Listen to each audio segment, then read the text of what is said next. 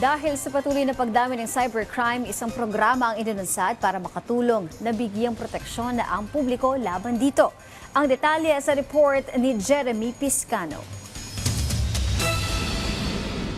Habang mas dumarami ang Pilipinong umaasa sa online transactions, digital banking at mga internet-based services, mas kailangan paigtingin ang mga hakbang laban sa cybercrime. As long as you have a cell phone, you connect to the internet, you're part of cybersecurity.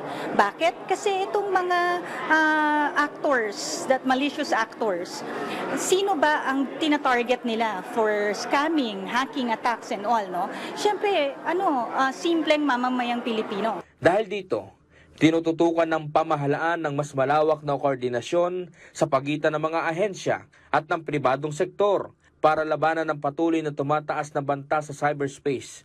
Ayon sa PNP Anti-Cybercrime Group, kabilang sa madalas na tinatarget ng mga scammer ang mga senior citizen, mga baguhan sa online transactions at mga hindi pa sanay sa mga modus sa internet. Paliwanag ng PNP, masalimuot ang investigasyon sa cybercrime dahil kadalasang nagsisimula ito sa pagtunton sa mga digital trail tulad ng IP address, cellphone number at e-wallet records. Ayon sa Cybercrime Investigation and Coordination Center o CICC, kailangan ng whole of society approach sa pagkilos kontra scams, hacking at iba pang online attacks.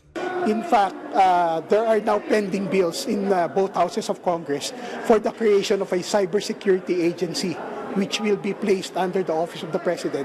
We've always believe in the saying na yung laban natin sa cybercrime is not a siloed attack. Dapat meron tayong whole of society approach, meaning there should be a collaboration, a partnership between the government and the private sector. Katuwang sa mga pagsisikap na ito ang Information Security Officers Group na nagpapalawak ng cyber awareness hindi lang sa mga practitioner, kundi pati na sa mga paaralan, kumpanya at iba pang sektor ng lipunan.